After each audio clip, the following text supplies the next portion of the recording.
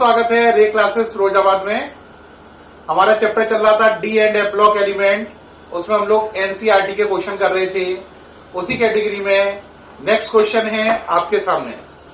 Question है give example and suggest reason for following. नीचे जो बातें हैं उनके एग्जाम्पल भी दीजिए और उनके कारण भी बताइए, यानी एग्जाम्पल और कारण दोनों बताना है। पहला पार्ट है the lowest oxidation state of transition metal is basic, the highest is amphoteric oblique acidic. कह रहा है ट्रांजिशन मेटल में जो लोअर ऑक्सीडेशन स्टेट होती है वो बेसिक होती है, लेकिन अगर ऑक्सीडेशन स्टेट बढ़ जाए तो फिर वो एसिडिक या एम्फोटेरिक हो जाती है। ठीक, यानी कि अगर जैसे आपकी ऑक्सीडेशन स्टेट Mn की +2 है तो Mn+2 में एक कंपाउंड बनाता है MnO, ये कंपाउंड बेसिक है। और Mn की ऑक्सीडेशन स्टेट +7 हो तो एक कंपाउंड बनता है Mn2O7। तो जब Mn की ऑक्सीडेशन स्टेट +7 है तब ये एसिडिक है, Mn2O7 एसिडिक है। MnO बेसिक है, Mn2O7 एसिडिक है ना। तो कह रहा है इसके पीछे क्या लॉजिक है कि जब लोअर ऑक्सीडेशन स्टेट है तब वो चीज बेसिक है और हायर होने पर वही चीज जो कंपाउंड बनाती है वो या तो एसिडिक होता है या एम्फोटेरिक होता है। कुछ बच्चों के मन में होगा एम्फोटेरिक क्या होता है। एम्फोटेरिक का मतलब वो चीज जिसमें एसिड के भी कैरेक्टर हो और बेस के भी। वो चीज जिसमें एसिड और बेस दोनों के कैरेक्टर हो उसे इंग्लिश में एम्फोटेरिक कहते हैं। तो हमें साबित करना है लोअर कंडीशन में, लोअर ऑक्सीडेशन स्टेट में वो चीज बेसिक होती है और हायर में एसिडिक। इसके एग्जाम्पल भी देना है और ये भी बताना है ऐसा क्यों होता है। तो इसका पहला पार्ट है, आप पढ़ लीजिए खुद से भी। The lowest oxidation state of transition metal is basic, the highest is amphoteric oblique acidic. ये मिटा रहा हूं, अब समझाना शुरू कर रहा हूं। देखिए भाई, इस क्वेश्चन का आंसर दिया मैंने Mn का एग्जाम्पल लेके, क्योंकि एग्जाम्पल भी देना है। Mn का एग्जाम्पल है MnO। इस कंपाउंड में Mn का ऑक्सीडेशन नंबर +2 है और इसकी नेचर बेसिक है। और एक Mn का कंपाउंड है Mn2O7, इसके अंदर इसका ऑक्सीडेशन नंबर +7 है और ये एसिडिक है। आपको दिमाग में होगा ऐसा क्यों। देखो बहुत सिंपल सा लॉजिक है। अगर कोई चीज Mn+2 से +7 हुआ, Mn+2 से क्या हुआ +7, +2 कंडीशन में क्या है ये आंसर बेसिक, +7 में क्या है ये एसिडिक। अब बात आई बेसिक एसिडिक पहचानते कैसे हैं।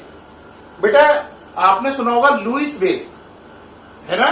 लुईस बेस वो होते हैं जो लॉन पेयर प्रोवाइड करते हैं। जो लॉन पेयर दे वो लुईस बेस, और जो बाहर से लॉन पेयर ले यानी इलेक्ट्रॉन लेगा वो एसिडिक। ठीक, जो इलेक्ट्रॉन लेना चाहता है वो एसिडिक, या यूं कहो जो लॉन पेयर लेना चाहता है वो एसिडिक, और उसे बोलेंगे लुईस एसिड। और जो देना चाहता है लॉन पेयर वो बेसिक, उसे बोलेंगे लुईस बेस। अब जरा सोचो, अगर आप +2 से +7 हुए तो आपने 5 इलेक्ट्रॉन लूज कर दिए, तो इस पर प्लस चार्ज क्या है ज्यादा। अब इस पर प्लस चार्ज कम है, इस पर प्लस चार्ज ज्यादा है। अगर आपने इलेक्ट्रॉन इसको ऑफर किए तो बताओ जल्दी कौन इलेक्ट्रॉन लेगा, ये या ये। आंसर ये लेगा, प्लस ज्यादा है। तो अगर आप इलेक्ट्रॉन ऑफर करें तो इलेक्ट्रॉन लेने की इच्छा +7 वाले में ज्यादा होगी। इलेक्ट्रॉन टेकिंग +7 वाला जल्दी करेगा क्योंकि उस पर प्लस का चार्ज है और इलेक्ट्रॉन पे माइनस का चार्ज है। प्लस माइनस को अट्रैक्ट करेगा। तो यानी कि जब आपकी ऑक्सीडेशन स्टेट +7 है तब आप इलेक्ट्रॉन लेने के लिए ज्यादा इच्छा रखते हो। और इलेक्ट्रॉन लेने का मतलब इलेक्ट्रॉन एक्सेप्ट करना, और जो इलेक्ट्रॉन लेता है वो लुईस एसिड है ना। बात सही है कि नहीं। अब इसके पास आओ, इलेक्ट्रॉन जो लेता है वो क्या है लुईस एसिड। तो +7 वाली कंडीशन में इलेक्ट्रॉन लेने की इच्छा ज्यादा रखता है तो ये लुईस एसिड का काम कर रहा है। +2 कंडीशन वाली कंडीशन में ये इलेक्ट्रॉन लेना नहीं चाहता बल्कि देना चाहता है, तभी तो +2 से +7 बनेगा। तो इस कंडीशन में ये लुईस बेस का काम करेगा और इस कंडीशन में लुईस एसिड का काम करेगा। लुईस बेस का मतलब है जो इलेक्ट्रॉन आपको दे, और एसिड का मतलब है जो इलेक्ट्रॉन आपसे ले। ठीक, तो लुईस एसिड वो होते हैं A for acid, A for acceptor. Accept का मतलब स्वीकार करना। तो जो इलेक्ट्रॉन ले वो एसिड और जो इलेक्ट्रॉन दे वो लुईस बेस होता है। पूरी बात मेरे ख्याल से समझ में आ गई होगी। ज्यादा प्लस चार्ज है तो हम इलेक्ट्रॉन लेना चाहेंगे, हम लुईस एसिड होंगे। कम प्लस चार्ज है तो हम इलेक्ट्रॉन देना चाहेंगे और लुईस बेस होंगे। एग्जाम्पल भी देना था, ये मैंने दे दिया है। तो दोनों बातें पूरी हो गई, लॉजिक भी और एग्जाम्पल भी। अब इसका सेकंड पार्ट देखते हैं। सेकंड पार्ट में कह रहा है a transition metal exhibit highest oxidation state in oxide and fluoride. Transition metal अपनी सबसे ज्यादा ऑक्सीडेशन स्टेट तब दिखाते हैं जब वो ऑक्साइड बनाए या फ्लोराइड। बेटा कोई भी चीज अपनी हाईएस्ट ऑक्सीडेशन स्टेट तब दिखाती है जब वो ऑक्साइड या फ्लोराइड बनाए। ऐसा क्यों है? क्योंकि हाईएस्ट ऑक्सीडेशन स्टेट आप तब दिखाएंगे जब ट्रांजिशन मेटल के इलेक्ट्रॉनों का प्रमोशन हो, है ना, उनके इलेक्ट्रॉन 4s से 3d में जाए, प्रमोट हो। तो हाईएस्ट ऑक्सीडेशन स्टेट दिखाने के लिए इलेक्ट्रॉनों का प्रमोशन जरूरी है। और प्रमोशन आपके इलेक्ट्रॉनों का वो चीज कर पाएगी जिसकी ईएन वैल्यू बहुत ज्यादा है। और दुनिया में सबसे ज्यादा ईएन वैल्यू किसकी है? फ्लोरीन की, जो कि 4 है अकॉर्डिंग टू पॉलिंग स्केल। और दूसरे नंबर पे सेकेंड हाईएस्ट है ओ की 3.5 अकॉर्डिंग टू पॉलिंग स्केल। क्योंकि ओ और एफ की ईएन वैल्यू, इन दोनों की ईएन वैल्यू क्या है?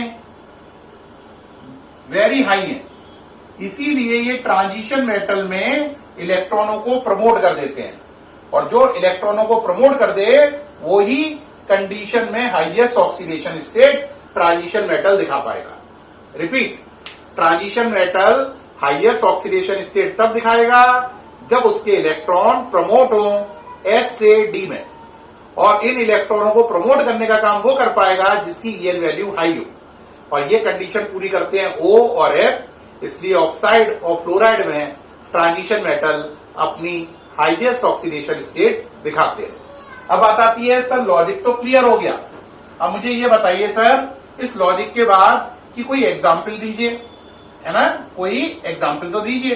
तो देखो बेटा एग्जाम्पल में देखें, एग्जाम्पल है जैसे आपने ले लिया कोई एग्जाम्पल के रूप में OSF6। यहां पे OS की ऑक्सीडेशन स्टेट +6 हो रही है। इसी तरीके से आप एग्जाम्पल ले सकते हो, बोलो कौन सा ले सकते हो? आप ले सकते हैं MnO4-। यहां पे Mn का ऑक्सीडेशन नंबर क्या हो रहा है? +7। तो Mn अपने हाईएस्ट ऑक्सीडेशन स्टेट में गया जब वो ऑक्सीजन के साथ कंबाइन है। OS गया जब वो F के साथ कंबाइन है। तो OS को F ने फायदा पहुंचाया, Mn को O ने फायदा पहुंचाया। तो ये फ्लोराइड बना, ये ऑक्साइड बना। इन दोनों केस में हमने देखा कि OS और Mn को फ्लोराइड और ऑक्साइड बनाने से अपनी हाईएस्ट ऑक्सीडेशन स्टेट तक पहुंचने में हेल्प मिल रही है। ठीक है, क्योंकि ये F और O उनके इलेक्ट्रॉनों को प्रमोट कर रहे हैं। ये सामने से हट गया हूं, एग्जाम्पल आप देख पा रहे हैं। ठीक है, अब बात आई इसका एक और एग्जाम्पल लीजिए। ये पूरा एग्जाम्पल हो गया, अब थर्ड वाला पार्ट लीजिए। थर्ड वाला पार्ट पे आ जाओ। क्या है? The highest oxidation state is exhibited in oxo A9 of metal. वो कह रहा है ट्रांजिशन मेटल अपनी highest oxidation state oxo A9 में दिखाते हैं। ये बात पिछले क्वेश्चन से लगभग मैच कर गई। ऑक्सो एनाइन इसका मतलब है ट्रांजिशन मेटल है, ऑक्सीजन है और नेगेटिव चार्ज है। ट्रांजिशन मेटल है, ऑक्सीजन है और नेगेटिव चार्ज है, ऑक्सो एनाइन हो गया। इसका एग्जाम्पल अभी मैंने ऊपर भी दिया था, MnO4-1।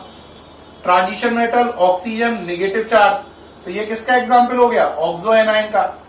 और ऑक्सो एनाइन में इस वाले में Mn का ऑक्सीडेशन नंबर कितना आया? +7। तो साफ नजर आ रहा है ऑक्सो एनाइन में ट्रांजिशन मेटल अपना हाईएस्ट ऑक्सीडेशन स्टेट दिखा रहा है। वजह क्या है? वजह फिर वही पुराना लॉजिक लगेगा। O की ईएन वैल्यू क्या है? Very high. और जिसकी ईएन वैल्यू क्या होती है? Very high. वो चीज इलेक्ट्रॉनों का प्रमोशन कर देती है। तो ऑक्सीजन Mn के इलेक्ट्रॉनों को प्रमोट कर देती है क्योंकि उसकी ईएन वैल्यू बहुत हाई है। इसीलिए Mn अपनी oxidation state, highest oxidation state oxygen के साथ कंबाइन होकर ऑक्सो एनायन बनाते समय दर्शाता है, दिखाता है। लॉजिक वही पुराना रहा, ऑक्सीजन है, ईएन वैल्यू हाई है, एमएन के इलेक्ट्रॉनों का प्रमोशन होगा और एमएन अपनी हाईएस्ट ऑक्सीडेशन स्टेट दिखा पाएगा ऑक्सो एनायन में। एग्जाम्पल देना है, ये लिखा हुआ है MnO4-1। ठीक, तो इस क्वेश्चन के तीनों पार्ट कवर हो गए हैं। सामने से हटा हुआ हूं, आपको सब नजर आ रहा है, दिख रहा है। अब नेक्स्ट क्वेश्चन देखते हैं इस वीडियो में। एक और क्वेश्चन डिस्कस कर लेते हैं। क्वेश्चन है calculate unpaired electron, calculate unpaired electron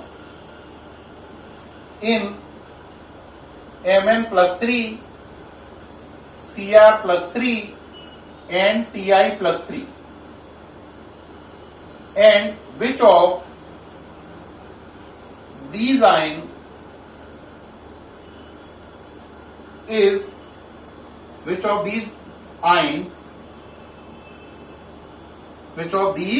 ions is most stable in aqueous solution। क्या क्वेश्चन का मतलब समझ में आया? कहोगे नहीं। क्वेश्चन का मतलब है Mn+3, Cr+3, Ti+3, इन तीनों में अनपेयर्ड इलेक्ट्रॉन गिनो और ये भी बताओ कि इन तीनों में से कौन सा आयन पानी के अंदर ज्यादा स्टेबल है, अपने एक्वस सॉल्यूशन के अंदर ज्यादा स्टेबल है। और इसके अलावा ये भी बताना है कि आपका लॉजिक क्या है, आपने किस आधार पे बताया ये ज्यादा स्टेबल है, वो लॉजिक भी बताना है। तो देखो बेटा, एक एक करके करते हैं। पहले Mn का number 25, 1s2, 2s2, 2p6, 3s2, 3p6, 4s2, 3d5। Mn पे +3 चार्ज है, +3 होने से हो जाएगा 4s0, 3d4, 4s0, 3d4। अब Cr चलो, एक्सेप्शनल केस है, 1s2, 2s2, 2p6, 3s2, 3p6। Exception है, अपवाद है ना, 4s1, 3d5। अब Cr पे कितना चार्ज है? +3, +3 होने से हो जाएगा 4s0, 3d3। अब कहोगे सर Ti रह गया, और Ti को भी ले लेते हैं। नीचे लिखने की जगह ये जगह क्लीन कर ले रहे हैं। Ti को ले लीजिए। Ti का नंबर कितना होता है? 22, 1s2, 2s2, 2p6, 3s2, 3p6, 4s2, 3d2। आपने Ti पे +3 लगाया तो ये हो गया 4s0, 3d1। अब आपको मतलब किससे था? Ti+3 से, Mn+3 से और Cr+3 से, है ना। तो बाकी चीजों को मिटा दो। तो ये Mn को मिटा दिया, है ना, Cr को मिटा दिया, इससे कोई लेना देना नहीं है इस समय, और ये Ti को मिटा दिया, इससे अभी कोई लेना देना नहीं है। अब ये तीनों आ गए। इसमें कौन सा कॉन्फ़िगरेशन है? 3d1। 3d1 कितने अनपेयर्ड इलेक्ट्रॉन है? 1। तो क्वेश्चन था इसमें अनपेयर्ड इलेक्ट्रॉन बताओ। अनपेयर्ड इलेक्ट्रॉन, अनपेयर्ड इलेक्ट्रॉन कितने हुए इसमें, बोलो कितने हो गए इसमें? आंसर इसमें हो गए Ti+3 में कितने हो गए, बोलो? Ti+3 में अनपेयर्ड इलेक्ट्रॉन हो गए 1। ये नजर आ रहा है, 3d1 है। अब कहोगे सर Mn+3 में बताओ, इसमें 3d4 बताओ, 3d4 में कितने अनपेयर्ड इलेक्ट्रॉन होंगे? 1, 2, 3, 4। तो अगर हम बात करें किसकी? Mn+3 की, तो उसमें अनपेयर्ड इलेक्ट्रॉन है 4। अब कहोगे सर इसकी भी बात कर लो, Cr+3 की, ये 3d3 है, बताओ अनपेयर्ड इलेक्ट्रॉन कितने होंगे? अकल वाले हो, आंसर 3 होंगे। तो अगर हम बात करें Cr+3 की, तो उसमें अनपेयर्ड इलेक्ट्रॉन है 3। तो पहली बात बोली थी Ti+3, Mn+3, Cr+3 में अनपेयर्ड इलेक्ट्रॉन बताओ। ये सामने निकला हुआ है, इसमें 1 है, इसमें 4 है, इसमें 3 है, ये पूरा करके दिखा दिया। आप कहोगे सर बिल्कुल सही, आपने यहां तक ओके कर दिया। अब ये और बता दीजिए इन तीनों में से सबसे ज्यादा स्टेबल कौन सा है? अब बात रह गई खाली स्टेबिलिटी ढूंढने वाली।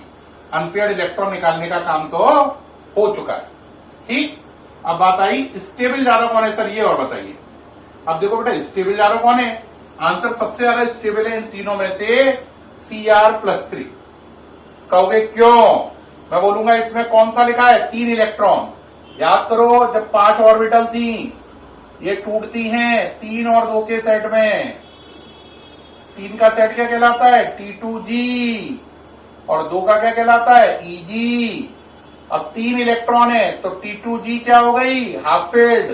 तो इसमें कॉन्फ़िगरेशन मिल रहा है T2G की पावर 3, यानी कि T2G क्या हो गई, हाफ फील्ड। और हमें मालूम है हाफ फील्ड चीज फुल फील्ड चीज सबसे ज्यादा स्टेबल होती है। तो साफ नजर आ रहा है कि Cr+3 में कौन सा कॉन्फ़िगरेशन मिल रहा है, T2G3, इस वजह से हाफ फील्ड है। अगर आप 4 पे देखें तो भी कुछ नहीं होगा, ना हाफ ना फुल, और 1 पे देखें तो भी ना हाफ फील्ड ना फुल फील्ड। तो इन तीनों में सबसे अच्छा कॉन्फ़िगरेशन है Cr+3।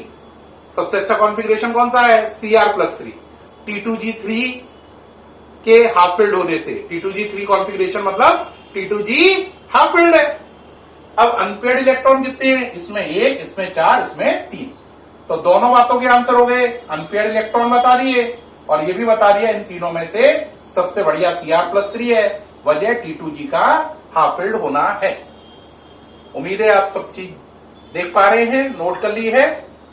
प्यारे बच्चों ये वीडियो कैसा लगा, मुझे पूर्ण उम्मीद है कि एनसीईआरटी के दोनों इंपॉर्टेंट क्वेश्चन आपको बिल्कुल दिमाग में आ गए होंगे।